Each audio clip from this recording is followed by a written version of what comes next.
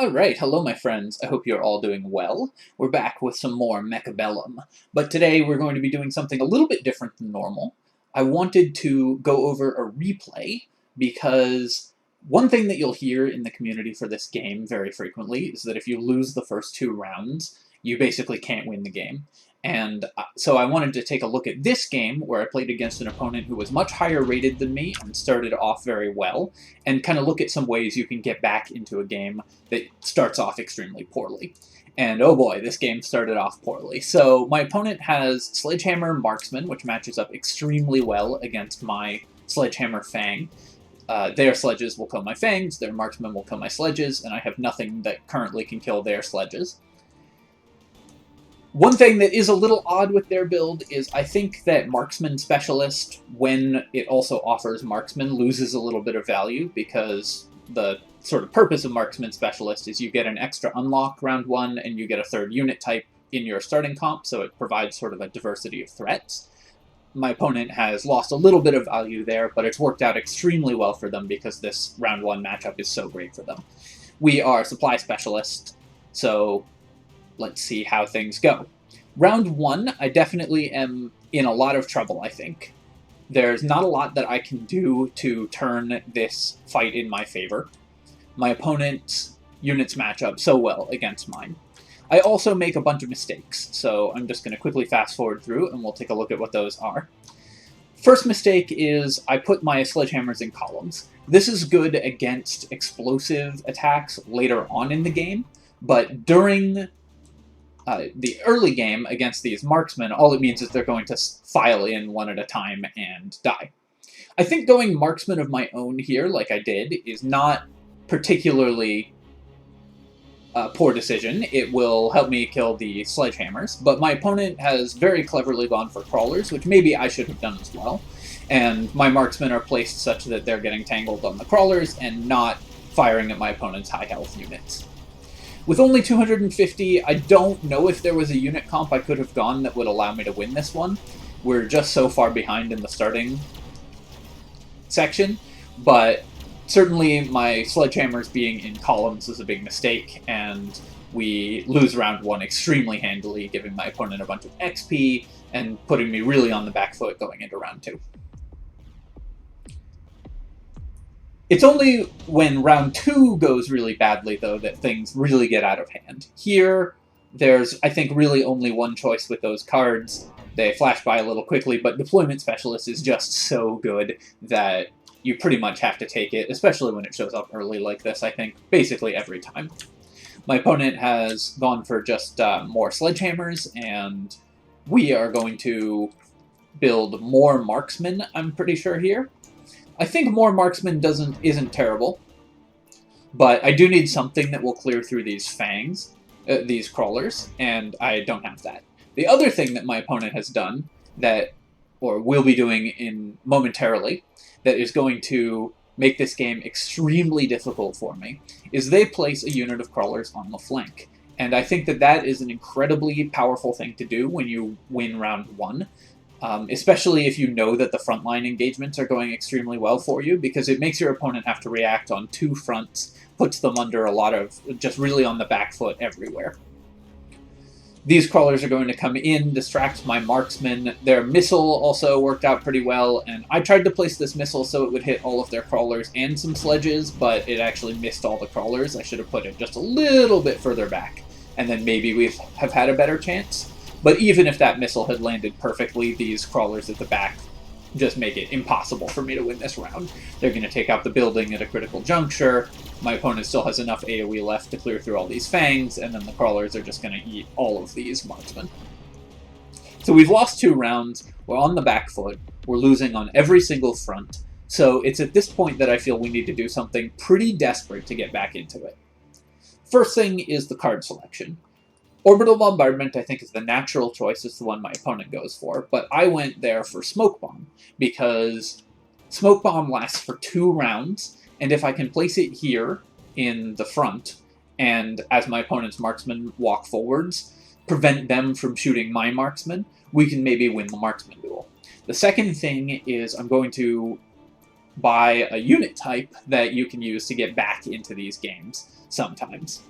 So let's take a look at what that is in just a second here. I'm thinking a little bit. I'm going to place my smoke bomb.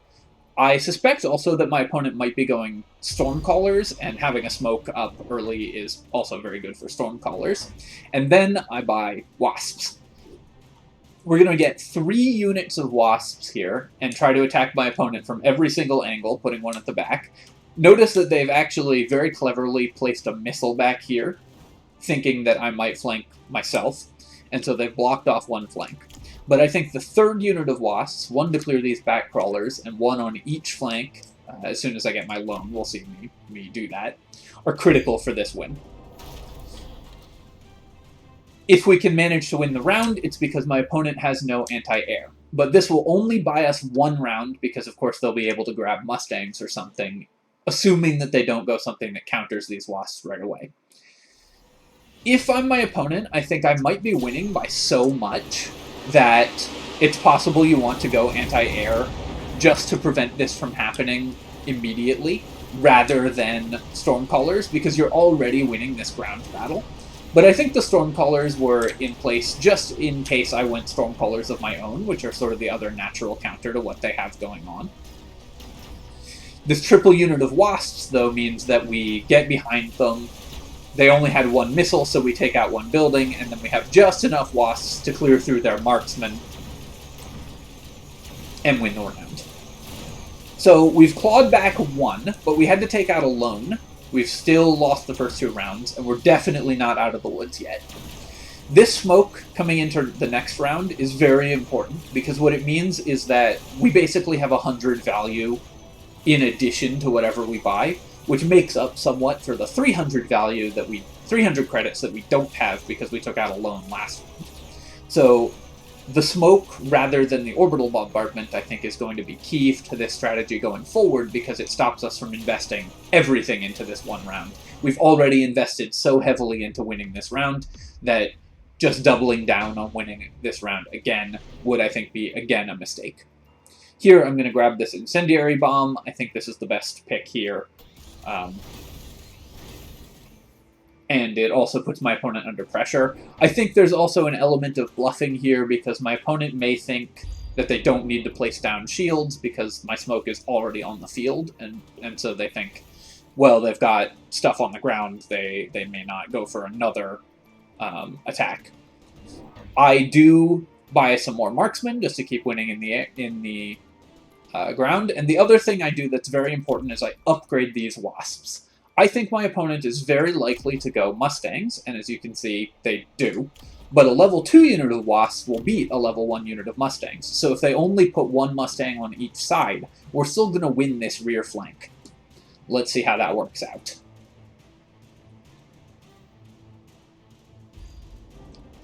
Opponent just slowly placing their incendiary bomb here.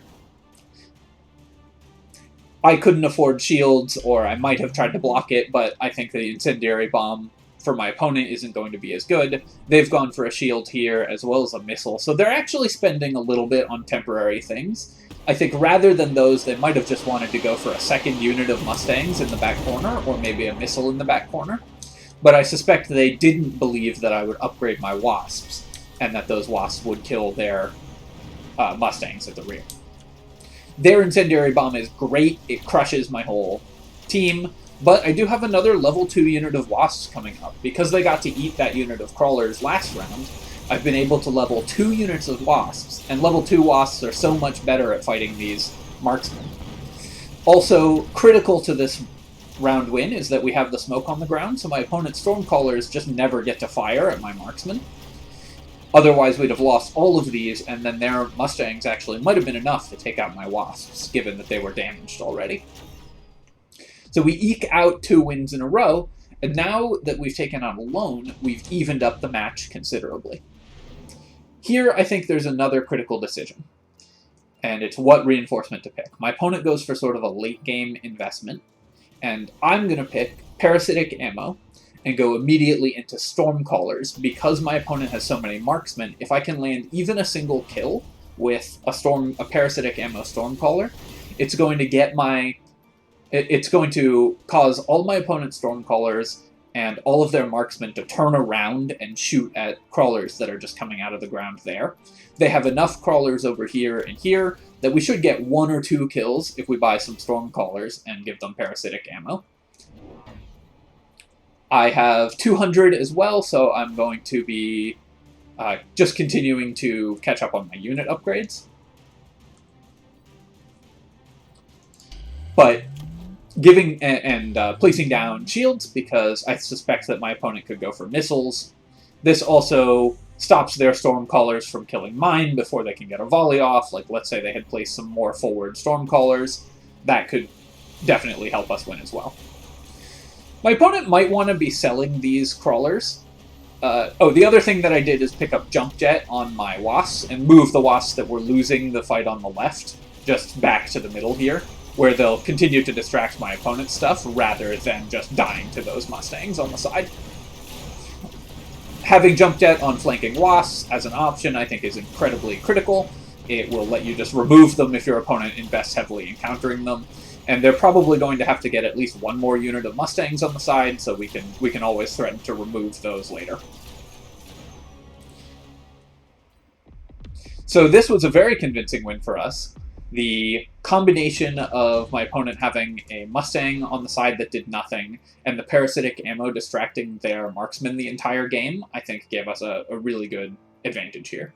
Here I want Speed Specialist. It's going to help my Fangs get in under the fire of their Stormcallers. When your opponent has Stormcallers, I think Speed Specialist is a really good one to pick up. They pick it up as well for exactly the same reason. And the pick here that we're going to make to try to overcome what my opponent is doing, we're winning on the flank, so we know they have to invest heavily in defending this flank, possibly even going aerial specialists on their Mustangs, which they do, is get something that will stress their Mustangs out. So that could be more Wasps, but the aerial specialist is good against them. It could be more Stormcallers, and then they have sort of a choice between having their Mustangs shoot down missiles or having them shoot down Wasps. And we go with more Stormcallers, placing them like this to try to just overwhelm my opponent in a barrage of Stormcaller fire. It's very unattractive against 4 units of Stormcallers to get the anti-missile tech on your Mustangs, because then they spend all of their time shooting missiles and none of their time shooting enemy air units. They do go for a second unit of Mustangs over here. I am considering whether our Wasps can, at level 3, take out 2 units of Mustangs, and I elect not to move them because... another thing that I did is just stick a missile back here in case my opponent went for a crawler flank. I think that is a pretty safe way to just make sure that we don't have to ever build a unit at that back left flank. My opponent's 2 units of Mustangs are going to take out my Wasps, unfortunately. It's possible I could go for shield or just move them, but they have invested so heavily in shields against Stormcallers, which shields are always pretty weak against Stormcallers. They just do so much damage, and every missile is guaranteed to hit something. Normally, one of the ways Stormcallers' damage gets mitigated is just by missing, but the shields are so large that the damage will hit every time. And we now have them under a lot of pressure.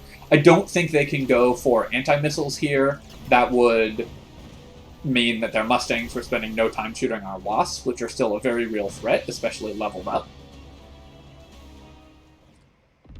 And now they are definitely on the back foot. I think we've made a few mistakes early on, but have done quite a lot to come back. This is another interesting pick. I debated for some time taking Top Supply Specialist, just in case the game goes long, but with my opponent on 200 health, I figure we're trying to win the game this round, so I should get something that helps immediately. So I'm going to select the Portable Shield. I think Skill Specialist for my opponent is something of a mistake. It is a good turn to pick it up, because they have both of their skills off cooldown, so it will allow them to use them both immediately. We're going to obviously throw out our Smoke Bomb, although I do expect this to get shielded by my opponent. But I will go for the Portable Shield and place it on these back Wasps. If my opponent had not leveled either one of these Mustang units, then the Portable Shield level 3 Wasps, I believe, would win that fight, which puts my opponent under a ton of pressure to keep spending on this back corner. that's why I choose not to move these wasps. Another thing is I don't have to level up these wasps, although I can, because currently all they're doing is just killing these crawlers. I place a couple shields because I know my opponent's cooldowns are up, and I want to make certain that we don't lose all our Stormcrawlers to the Orbital Barrage, but my opponent very smartly places their Incendiary Bomb forward so that if I put shields over my units, it won't block the Incendiary. And this Incendiary is definitely going to take out a whole bunch of my units here. They also go for a central missile, just to knock down some fangs. I don't know about this missile. I think it's maybe not ideal, because it's very likely to only hit fangs. And I haven't invested heavily in the fangs. I did upgrade my fangs with range, because that way they can fight a little better against Mustangs. The aerial specialist Mustangs are chewing through my wasps very effectively. You can see my backline wasps with the shield, because they upgraded both units of Mustangs, died immediately, so that definitely didn't go well. Their Incendiary Bomb has taken out most of my units. So even though we had an edge last round, my opponent has made a bunch of smart plays, gotten their cooldowns off, and has really put us under a ton of pressure this round, which comes down, as it happens, to just a couple crawlers and 3 Stormcrawlers, and my opponent actually survives with 27 HP.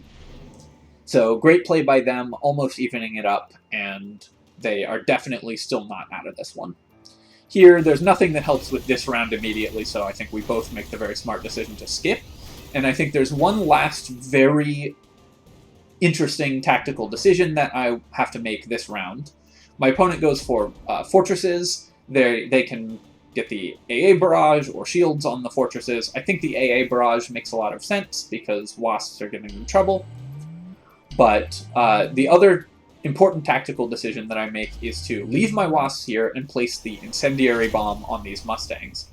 I could maybe have moved the wasps to the other side, but I know they do have these higher level Mustangs, and so I just want to make sure that my opponent loses these Mustangs on the side, and that maybe a couple wasps survive and can continue to harass them. Also just getting levels, making sure that this Parasitic Ammo Stormcaller is still hitting important targets. Any crawlers that it generates in the middle of my opponent's stuff are just so disruptive. You saw last round that the 5 or 6 crawlers that showed up there ate all of their marksmen and won the round for us, which otherwise would have been super close.